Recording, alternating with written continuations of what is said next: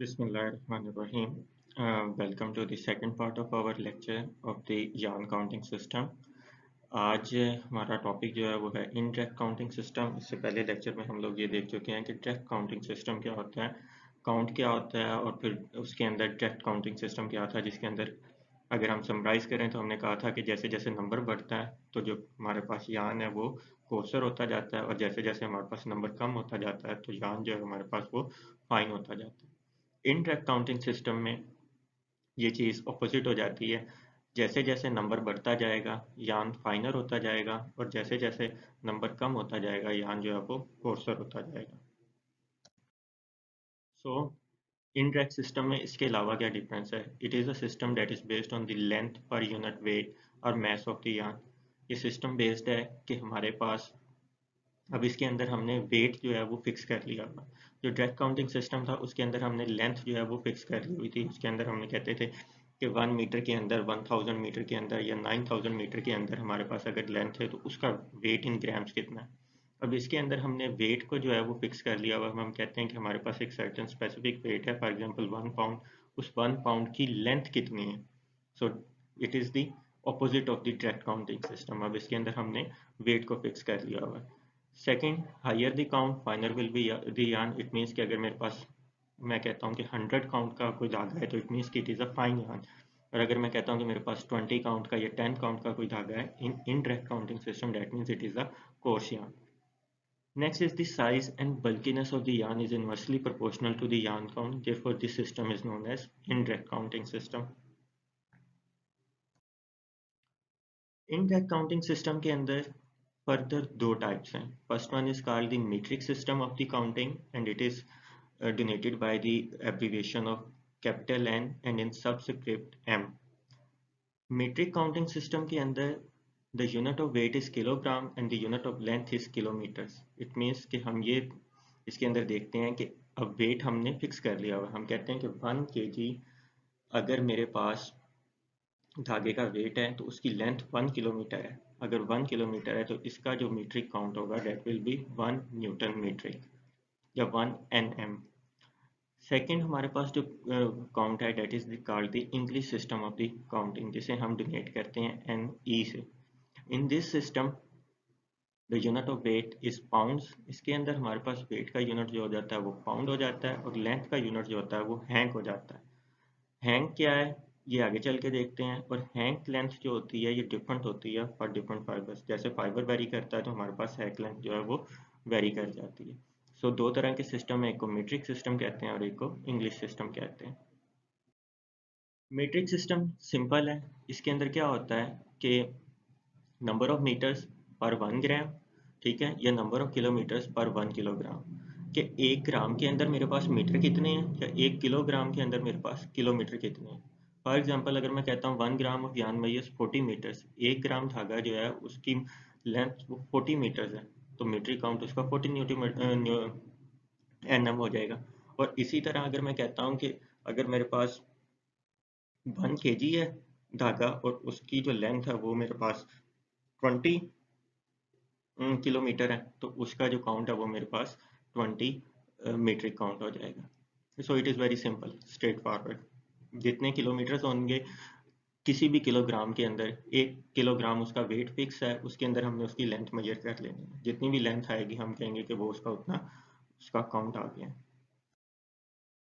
अच्छा, सबसे most commonly जो यूज़ होता है, जो कॉटन यार्न के लिए स्पेशली सबसे ज़्यादा यूज़ होता है, उसे कहते हैं हम English system of the counting. It is united by NE।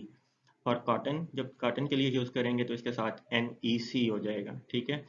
That represents कि इंग्लिश काउंट ऑफ कॉटन है इन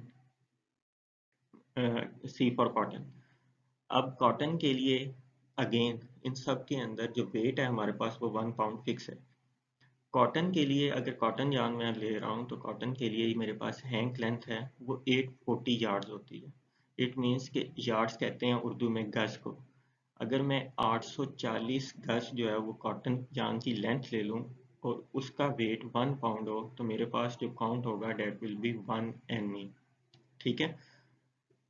इसी तरह वूलन एंड वोस्टेड। वूलन जो होता है ये भी वूल से बनता है धागा, जो वोस्टेड होता है ये भी वूल से बनता है। दोनों के अंदर डिफरेंस ये है कि वूल के अंदर शॉर्ट स्टेपल लेंथ यूज होती है वोस्टेड के अंदर लार्ज स्टेपल लेंथ यूज होती है। दोनों धागे वूल से बनते हैं, लेकिन इन दोनों की जो हैंक लेंथ है वो दोनों डिफरेंट होती है। इसी तरह लिनन और हेम्प, इनकी भी हैंक लेंथ जो है वो डिफरेंट होती है। 300 यार्ड्स है और हेम्प की भी 300 यार्ड्स है। इसी तरह जितने भी और भी फाइबर्स आते जाएंगे नेचुरल फाइबर, सबकी हैंक लेंथ जो है वो वेरी करती है। हैंक लेंथ कैसे वेरी करती है ये आगे चल के देखते हैं, लेकिन यहाँ पे जो नोट करने वाली बात है वो ये है कि इनका वेट 1 पाउंड होता है और 1 पाउंड के अंदर हम देखते हैं कि कितने हैंक ऑफ लेंथ्स आ जाती हैं।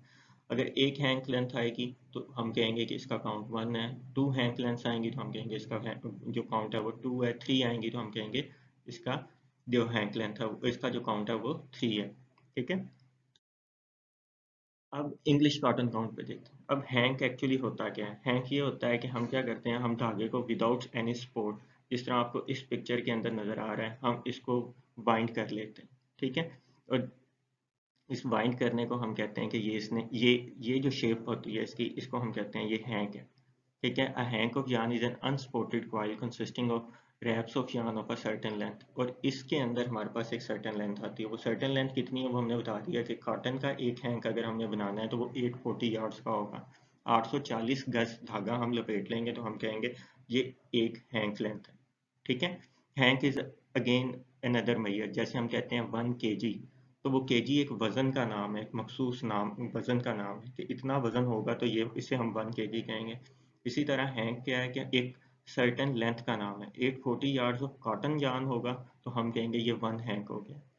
1 pound of cotton yarn measures 1680 yards. ठीक है।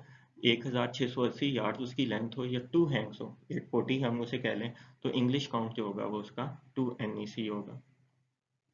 ये अब आप क्योंकि डायरेक्ट काउंट को देख चुके हैं और आपने उसमें ये सारी कैलकुलेशन कर ली हुई थी, तो आपको काफ़ी अंदाज़ा हो गया होगा कि हम काउंट को कैसे कैलकुलेट करते हैं। ठीक है। हमने वेट जो है वो हमारा फिक्स है, 1 पाउंड ही है। उस 1 पाउंड के अंदर हमने ये देख लेना है कि हमारे पास लेंथ कितनी आ रही है। एक हैंक आ रही होगी तो हम कहेंगे 1 NE इसका काउंट है। 2 आ रही होंगी तो हम कहेंगे 2 NE इसका काउंट है। तो इस तरीके से इंग्लिश कॉटन काउंट जो है वो हम इसको डिस्क्राइब कर लेंगे। ये हमारा जो काउंट था डायरेक्ट और इनडायरेक्ट, ये सारा था और हमने देख लिया है। इनडायरेक्ट के अंदर सिर्फ फर्क इतना है कि जैसे जैसे नंबर बढ़ता जाएगा, हम कहेंगे 100 का है, 120 का काउंट है, तो इट मीन्स यहाँ हमारे पास फाइनल होता जा रहा है। जैसे जैसे नंबर कम होता जाएगा तो हम कहेंगे यहाँ कोर्सर होता जा रहा है। Conversion and different yarn counts के अंदर इनको कन्वर्ट करने के लिए कुछ कन्वर्जन्स जो हैं लेंथ की और वेट की, वो हमारे पास ज़रूरी हैं, जो यहाँ पे इस स्लाइड्स के अंदर बताया हुआ है। 1 यार्ड जो लेंथ होती है वो इक्वल होती है 0.9144 मीटर के। ठीक है। इसी तरह 1 पाउंड जो है उसके अंदर 0.4536 केजीज होते हैं, या 1 पाउंड के अंदर जो ग्राम्स होते हैं वो 453.6 ग्राम्स होते हैं। 1 ounce is 1/16 pound और 1 pound is equal to 16 ounce। ये टू वे जो कन्वर्जन्स हैं वो हमें यहाँ पे एक्सप्लेन की हुई हैं। Grain is another unit of weight. Grain सबसे छोटा यूनिट है। ठीक है। क्योंकि आपको पता है कि फाइबर्स जब इनडायरेक्ट काउंट के अंदर जाते हैं तो फाइबर्स की जो वेट है वो बहुत कम हो जाता है। उस कम वेट के लिए हम केजी का यूनिट नहीं यूज़ कर सकते, तो हमें छोटा यूनिट चाहिए था। तो हमने कौन सा यूनिट यूज़ किया? केजी सबसे बड़ा यूनिट है, देन पाउंड आता है, पाउंड के बाद हमारे पास आउंस आता है, और आउंस के बाद हमारे पास ग्रेन्स आ जाते हैं। ठीक है। ग्रेन, एक ग्रेन जो है वो बराबर होता है 1/7000 पाउंड, या 1 पाउंड के अंदर 7000 ग्रेन्स होते हैं। इसी तरह 1 ग्राम के अंदर 15.43 ग्रेन्स होते हैं। ठीक है। सो ये कन्वर्जन है जो कि एक एक बड़े यूनिट से छोटे यूनिट में जाने के लिए क्या करना है और छोटे यूनिट से बड़े यूनिट में जाने के लिए हमें उसे क्या करना है। Next is the English cotton count. अब इसके अंदर हम क्या देख रहे हैं कि लेंथ इन हैंक्स थी, वेट इन पाउंड्स। तो हमने कहा कॉटन काउंट क्या होगा कि लेंथ इन हैंक्स होगी। तो हैंक्स क्या होती है? 1 hank is equal to 840 yards. ठीक है। तो हम कहते हैं लेंथ इन यार्ड्स, उसको डिवाइड कर देंगे 840 से। वेट इन पाउंड्स था, तो हमने कहा अब इसको हम कन्वर्ट कर रहे हैं in grains. Weight in grains divided by 7000। आपको पता है छोटे यूनिट से बड़े यूनिट में हमने जाना हो तो हम डिवाइड करते हैं, बड़े यूनिट से छोटे यूनिट में आना हो तो हम मल्टीप्लाई करते हैं। सो हम हैंक से छोटे यूनिट में आ रहे थे तो हमने उसको डिवाइड कर दिया। इसी तरह पाउंड से हम ग्रेन्स में जा रहे थे तो हमने उसको डिवाइड कर दिया। अगेन उसके बाद कैलकुलेशन को आगे लेके चलें, ये आपको पता है मैथ में कि नीचे जो चीज़ें डिवाइड हो रही होती हैं वो ऊपर जाके मल्टीप्लाई हो जाती हैं, तो 700,000 डिवाइडेड बाई 840। सो ये इसको हमने कैलकुलेट कर लिया, तो ये हमारे पास आ गया 8.33। ये एक कॉमन फार्मूला है जो हमारे पास टेक्सटाइल इंडस्ट्री के अंदर यूज़ होता है। 8.33 एक कांस्टेंट है। अब हमारे पास इस कन्वर्जन से फ़ायदा क्या हुआ कि अगर आपके पास लेंथ इन यार्ड्स भी हो और वेट इन ग्रेन्स भी हो, तो आप इस फार्मूले के अंदर उसको इंसर्ट करें, 8.33 से उसको मल्टीप्लाई कर दें, जो भी आंसर आए इस डिवीजन का तो आपके पास काउंट आ जाएगा। ठीक है, सो ये हमने एक कन्वर्जन करके रख ली हुई है, क्योंकि हमारे पास मोस्टली जो लेंथ है वो यार्ड्स में आ रही होती है और वेट जो है वो ग्रेन्स में आ रहा होता है। ठीक है, नेक्स्ट ये हमारे पास कुछ प्रॉब्लम्स हैं, ये आप लोगों ने सॉल्व करने हैं। इनके आंसर्स जो हैं वो यहाँ पे दिए हुए हैं इसके आगे। फॉर एग्जांपल फर्स्ट वन में है कि 240 yards of cotton weight 40 grains, what is the count of the yard. 240 yards दिया हुआ है, उसकी हमारे पास लेंथ 40 ग्रेन्स उसका वेट दिया हुआ है। काउंट ऑफ द यार्ड निकालना है, तो आपने जो इससे पहले हमने फार्मूला देखा है 8.33 multiply by length in yards divided by weight in grains. Length in yards 240 आ जाएगी, वेट इन ग्रेन्स जो है वो 40 ग्राम आ जाएगा। 240 डिवाइडेड बाय 40 मल्टीप्लाई बाय 8.33, तो हमारे पास आंसर आ जाएगा 50/1। 1 means single yarn. One that slash के बाद नीचे जो भी लिखा होगा इट मीन्स कि प्लाइड यार्न है या सिंगल यार्न है। 1 मीन्स सिंगल यार्न, 2 लिखा हो तो इट मीन्स 2 प्लाई यार्न है, 3 मीन्स 3 प्लाइड यार्न है। इसी तरह जो नीचे वाले प्रॉब्लम्स हैं इनको भी आपने इन्हीं फार्मूलाज के अंदर इंसर्ट करके आपने इसको सॉल्व कर लेना। अच्छा, अब क्योंकि हमने सारी चीज़ें पढ़ ली हुई हैं और हमने काउंट भी पढ़ लिया है, तो इस स्लाइड के अंदर मैं बताया हुआ है कि जो स्टेपल स्पन यार्न्स होते हैं, तो इसको हम इनके यूजेज क्या हैं। अगर मेरे पास कोर्सर यार्न्स हैं तो उसको मैं फर्निशिंग फैब्रिक्स के अंदर, टेरी के अंदर, डेनिम कारपेट के अंदर यूज़ करता हूँ। अगर मीडियम टू फाइन यार्न्स हैं 16 टू 40 टैक्स के दरमियान, तो work wear, layer, sports wear, home textile, night wear, यहाँ पे उसको हम इन बिटवीन फॉल करते हैं। फाइन यार्न्स हो जाएं, सुपर फाइन यार्न्स हो जाएं, तो वो शर्ट्स के अंदर या ब्लाउजेस के अंदर हमारे पास यूज़ होता है। सो ये अब हमारे पास धागों की हमने कैटेगराइज कर लिया है कि on the basis of count of yarn कि उनका एंड यूज़ क्या होगा। अगर कोस्टल यार्न्स होंगे तो हम उससे क्या बना सकते हैं, फाइनल यार्न्स होंगे तो क्या बना सकते हैं, और इन बिटवीन होंगे तो हम उससे क्या बना सकते हैं। इसी तरह हमारे पास फिलामेंट यार्न्स हैं। अगर हमारे पास कोर्सर यार्न्स होंगे अबव 40 टैक्स तो हम उससे कारपेट बना लेते हैं। ठीक है, और अगर सुपर फाइन हो जाते हैं तो हम उसे होजरी के अंदर, जिसे हम निटिंग कहते हैं, वहाँ पे ले जाते हैं। इसी तरह फाइन यार्न्स के अंदर क्लोथिंग और शर्टिंग्स के अंदर अगर मीडियम फाइन है तो आप पॉलिस्टर वगैरह के अंदर बना लेते हैं। ठीक है, so that's all for our whole syllabus. यहाँ पे हमारा जो सिलेबस है वो एंड हो गया, और that's all. Thank you so very much. Allah हाफिज़।